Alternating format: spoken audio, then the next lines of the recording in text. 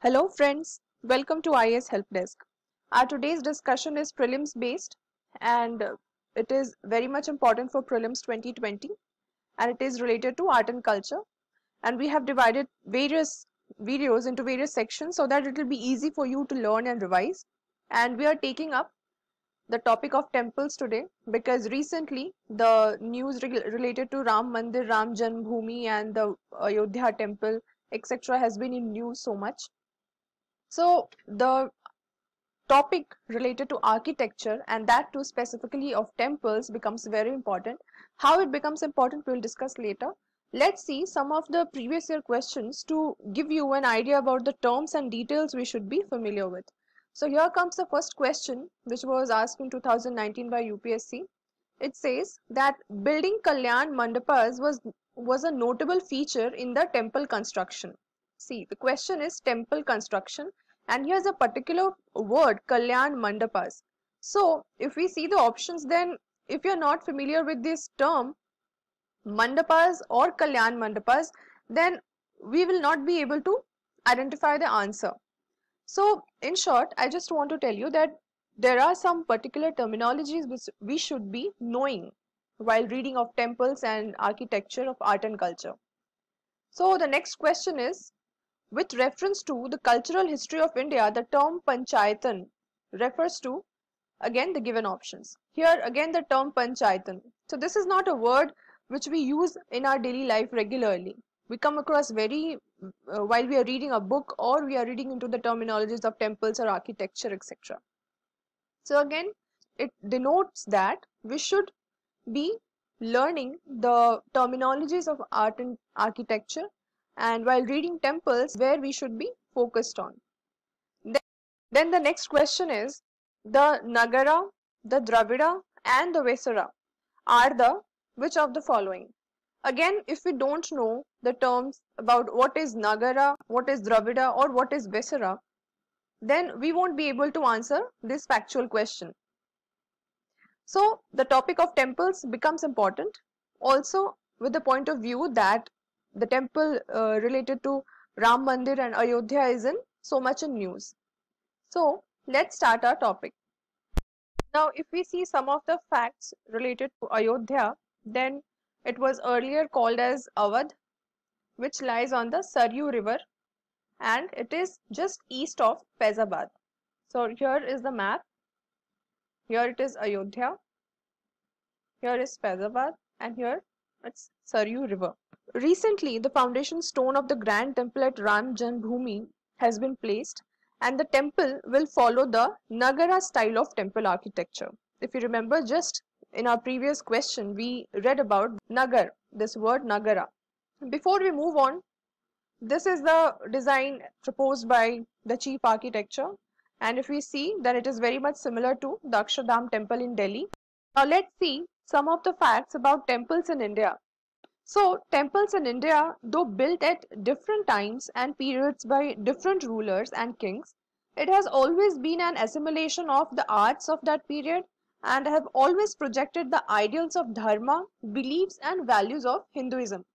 And if we talk about the first Hindu temple, then it was built from the rock cut caves. Now what is rock cut temple or rock cut architecture? Then it is the creation of structures or buildings and sculptures by excavating the solid rock where it actually originated. And then after the arrival of Guptas only, the prominent feature of temples were created and noticed in 4th to 5th centuries. And everything about architect and its styles and principles is described in Shilpa Shastras. Now if I tell you what is Shastra, then it is a Sanskrit word which is basically a manual book of instructions on a particular subject or topic. So it can have explanations regarding regulations and standards. For example, Niti Shastra contains ethics, and again there is Yoga Shastra. It contains the teachings and disciplines of yoga, and likewise. So here Shilpa Shastra, it mentions 3 types of temple architecture, and first is Nagara style, which is found in northern India, then Dravidian style, which is found in South India, and then the Vesara style, which is a mixed style, a blend of both Nagara style and Dravidian style. Now let's understand some of the basic and common features which is found in the Hindu temples. Now here the first thing is Garbhagriha. Garbhagriha is the place where the god has been placed. Then the term is Mandapa. Again, this is the term which was asked in the question also. So it is the portico or hall at the entrance of temple, generally designed house a large number of people. Then comes the term Shikhara, the mountain-like spire which can have different shapes from pyramidal to curvilinear. So Shikhar is the design which can be pyramidal in shape or curvilinear in shape, and it is found in North Indian temples, and in place of Shikhara there is Vimana in South Indian temples. And then we have Vahana. It is the mount or vehicle of the temple's main deity along with a standard pillar which is placed axially from the sanctum. So in simple sentence, Vahana is the vehicle in form of anything, vehicle of the main deity that is placed in Garbhagriha. Then comes the Amlaka. So it is a stone disc-like structure crowning the top of the North Indian style Shikhara. And simply just remember that it is a stone disc-like structure crowning the top of Shikhara means शिखर के ऊपर अम्लका होता है, like a crown. Crown जो कि हम लोग sir के ऊपर पहनते हैं, तो you can imagine this head like a Shikhar and वो crown like an amlaka. Then we have kalash, that is wide mouthed pot or ornamental pot designed decorating the shikhara in North Indian temples. So these are the design basically for North Indian temples. And kalash which is basically a pot like ornamental design, and it is for the decoration of the shikhar. Later we will see the terms in diagrammatic form. Then we have jagati. It is raised platform for sitting and praying and is common in North Indian temples. So here in the diagram, as we read that Amlaka, it is crowning the Shikhar. Then we have Kalash, this is pot-like structure which is there to decorate this Shikhar, and it is at the top of Amlaka. Then we have Mandaka, as we read that it is the entrance gate through which the devotees will enter the temple, and it is very large place so that it can accumulate devotees in large number. Then we have Ardha Mandapa also. In many of the temples we will see this. Ardha Mandapa is just the parallel structure of Mandapa, and it is also seen in North Indian style. And then importantly, we have the Garbhagriha, where the main deity of the temple has been placed. And then if you talk about the temple architecture, then basically we have three types of architecture which has been described in the Shilpa Shastra as we read above. First is Nagara style, which is in North India, and it is associated with the land between Himalayas and Vindhya. So basically it has been divided into the parts, geographical land of the country, and Nagara style belongs to the land between Himalayas and the Vindhyas. Then comes the Dravidian style, which is prevalent in South India, and it is associated with the land between Krishna and Kaveri rivers. And as we read that Vesara style, it is an independent style and it is a hybrid type of style. That means it is a blend of both Nagara and Dravidian style, and it is associated with the land between the Vindhyas and the river Krishna. Now let's see the Nagara style of temple architecture and its various features. So here, for example, we have taken a typical Nagara style temple, and into this we can see the Mandapa, which is divided into three sections, that is Ardha Mandapa, hall, that is Mandapa, and the Maha Mandapa, that is the greater hall. So Ardha Mandapa is the basic entrance hall, and then there is the great hall which is connected to the Garbhagriha through vestibule, that is Antarala. So Garbhagriha, where the main deity of the temple resides, and that is connected for the devotees through the Antarala. Then we have Amlaka, which we read that it is the crowning feature of the Shikhara. And then we have tower, which is also called as Urushringa. Then there is also a feature called base platform, that is Adhishthana. And then we can see there are steps which are leading to the temple. So these are the typical features of Nagara style of temple architecture. So through this example, we could see that the three main distinctive features of the Nagara style is the first Shikhara, and then Garbhagriha and the Mandapa. Also, this Nagara school is it's subdivided into the regions like Odisha, Khajuraho and Solanki, and into which it was found that the earliest temples used to have only one tower as Shikhara, and the temples which were built later that had multiple Shikharas. And it is also seen that the Garbhagriha, where the main deities has been located, is always under the tallest tower. And then it is seen that the temple is generally built on an upraised platform called Jagati. So the famous Jagannath temple in Puri is built according to Nagara style of temple architecture. And then we have Vishwanath and Lakshman temple in Khajuraho and Dashavatar temple in Deoghar. So these are the example of Nagara style of temple architecture. Then if we divide the temples on their basis of Shikhara, then it can be divided into three subtypes of Nagara temple, and yes, of course, that will be depending on upon the shape of Shikhara. So first is Rekha Prasad type or Latina type. So this is a simple Shikhara that where we find that there is a square at the base and the walls curve inward to a point on the top. Then the Latina types are mainly used for housing the Garbhagriha, and the top is called as Latina or the Rekha Prasad type of Shikhara. And then we have Pamsana type. Here the main thing is to be noticed is the building is broader and shorter than Latina, and roofs that are composed of slabs rises to the center of the building at a single point. And this type of design is used to build the mandapas, and then it slopes upwards on a straight incline. And then we have Vallabhi type, and this is where the building is generally rectangular and rising up to form a vault-like chamber. As it can be clearly noticed that the building is rectangular in shape, and here it's the vault-like chamber. So this is Vallabhi type of Nagara style. Now, since we have discussed the features of Nagara style of temple architecture, let's see the architectural design proposed for the Ayodhya Ram temple. As we read earlier, the temple will be built as per the Nagara style of architecture. So the Ayodhya Ram temple will have 5 mandapas from the entrance to the Garbhagriha. And the entrance, as we read earlier in the Nagara style, that from entrance to Garbhagriha there were several mandapas. Earlier the temple we saw, we had 3 mandapas. Here it is having 5.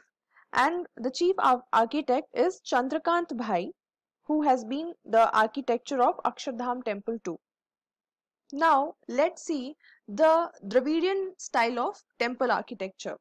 So the Dravidian type of temple architecture, which was deployed for Hindu temples in Tamil Nadu from the 7th to 18th century, it was characterized by its pyramidal tower. And unlike the Nagara temple, the Dravidian temple is enclosed within a compound wall, and the front wall has an entrance gateway in its center, which is known as Gopura or Gopuram. It also consists of a square chambered structure topped by a superstructure of tower which is called Vimana, and if you remember in Nagara style it was called as Shikhara. And then the Vimana in the Dravidian style is like a stepped pyramid that rise up geometrically rather than curving like Shikhara of North India.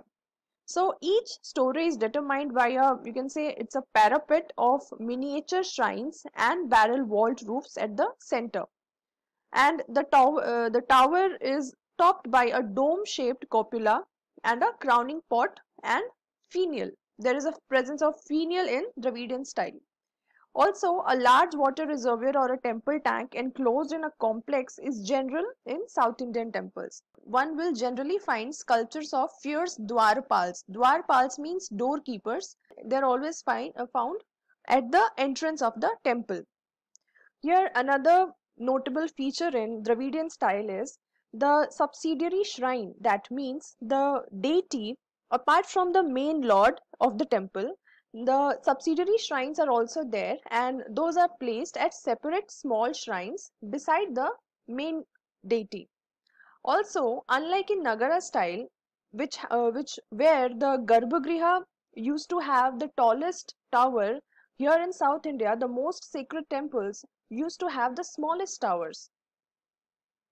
And again, one of the notable feature of South Indian style, that is Dravidian style of temple, is the presence of elaborated boundary walls or gateways that are called as gopurams, which is not very much prominent in Nagara style.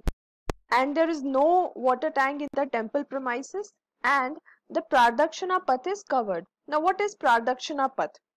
It is the ambulatory passageway where the devotees walk around the deity in a clockwise direction as a worship ritual and a symbol of respect to the temple god or goddess. So that is Pradakshina Path. Now let's see what is Vesara style. So the Vesara style of temple architecture is the fusion of above two styles, that is the Dravidian style and the Nagara style of temple architecture. And this style of temple architecture have become popular after mid 7th century at the time of Chalukyas. And in this style, there is a presence of pillars, which is very prominent, but the notable feature is Gopuram are absent. Also, this style is very much famous in the Karnataka region. And if we go according to the region of this temple architecture, then it is found between the Vindhyas and the river Krishna, where these style of temple architecture is very much prominent. And the historians also call this style as Chalukya style or Karnataka style, as this kind of temple is mainly seen in this region, and it was further improvised by Rashtrakutas and Hoysala dynasties. So it is seen that in the Vesara style of temple architecture, the overall height of the temple is reduced, is found to be shortened as in comparison to the Nagara and Dravidian style of temple architecture. And the Vimanas generally are shortened, and here it is referred as miniature Vimanas, and the shape of which is pyramid in shape. And the Vimana here in Vesara style was crowned by a circular shikhar above the neck. Now if we see some of the examples, then it is Badami temple, Durga temple and Virupaksha temple, etc. And now for a clear understanding, let's see a diagrammatic difference between the northern style temple and the southern style of temple.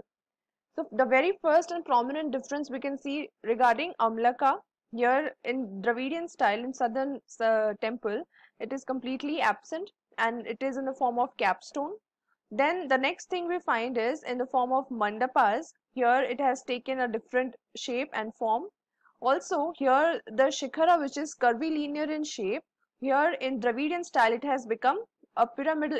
And now let's see the comparison as a quick revision of our overall style, temple style and architecture. Then Nagara region, Nagara temple is found in the northern region, and Dravidian style is found in the southern region. And then Vesara, which is a mixed blend of both Dravidian and Nagara style, it is found between the Vindhyas and the Krishna river. And then the difference is noticed in the form of shikhar, which is built over the Garbhagriha, and generally it is curving inward. That is, it is taking a curve-like shape, and in this Dravidian style, it has taken a pyramidal shape or a tower shape, and it is known as Vimana. And here the several stories in receding dimension can be noticed.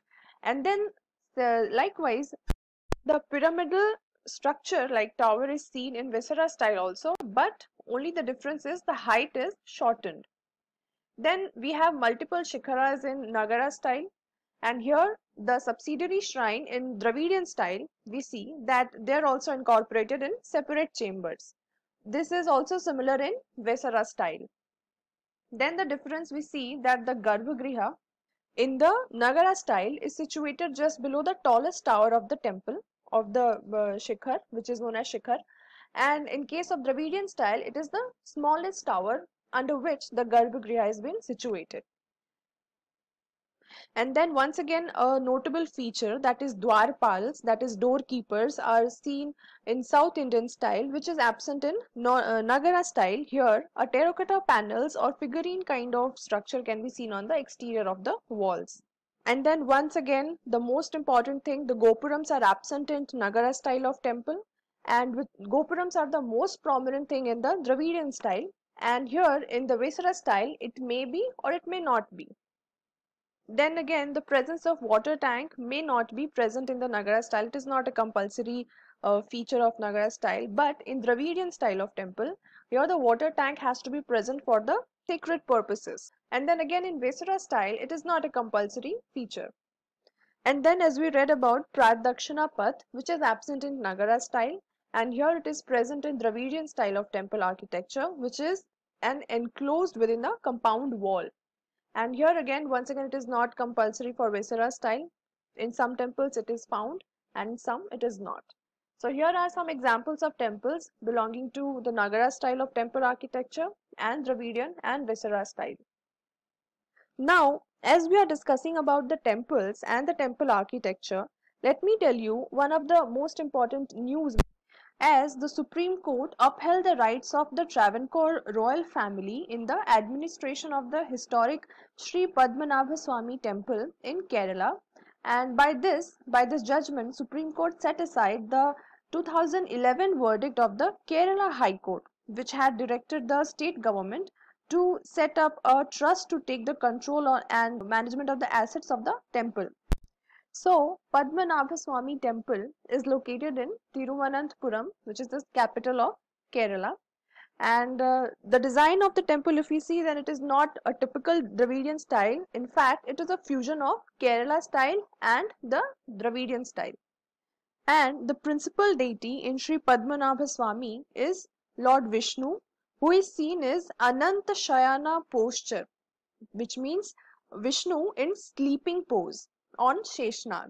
So this question here, a question can be put that who is the principal deity in Padmanabha Swami temple, and what is the posture, or in which pose the idol of Vishnu is being established there. So he is also regarded as the ruler of Travancore, and he was also crowned as the emperor of Travancore in the 18th century. And the Laksh Deepam festival is the biggest festival of this temple, which is celebrated once in 6 years and in the month of January. And the festival gets its name from the lighting of hundreds or thousands of lamps inside the temple and its premises. And since independence, the control of the temple is being maintained independently by a trust by the descendants of the family, by the royal family. Now let's see some of the facts about the Kerala style of temple, and here again lies a scope where several questions can be framed. So here in Kerala style, due to rich forest cover, the use of woods is very prominent, and it is prominently seen in its temples also. And this becomes its most distinguishing feature. And here in Kerala style, the roof of the temple depends upon the plan that has been placed below. That is, the circular plan will have a conical roof and a square plan will have a pyramid-like roof. And then there is also a use of copper plates to, if steep and needle-like roof is present, to make or to protect the temple from heavy rain. For better understanding about the types of questions used to be asked by the UPSC, we have provided some of the facts like the famous temples and the rulers associated with. So for example, the Shiva temple at Mahabalipuram and the Kailashnath temple and the Vaikuntanath temples at Kanchipuram, these are the temples built during the rule of Pallavas. Then there is Lingaraj temple, which was built during the Ganga rulers. Also there is Brihadeshwara temple at Tanjore, which was built during Chola's rule or Chola's dynasty. Likewise, the Khajuraho temple, it was built during the Chandela rulers. So this is the way we should be remembering, or we should be revising, as there are factual questions asked from this art and culture section by UPSC. So friends, this was our today's discussion. And if you go through this video and discussion, then the topic of temples in the art and culture section will get completed. So friends, feel free to reach us at our mail ID and we assure you an immediate response. Thank you so much for your time and patience.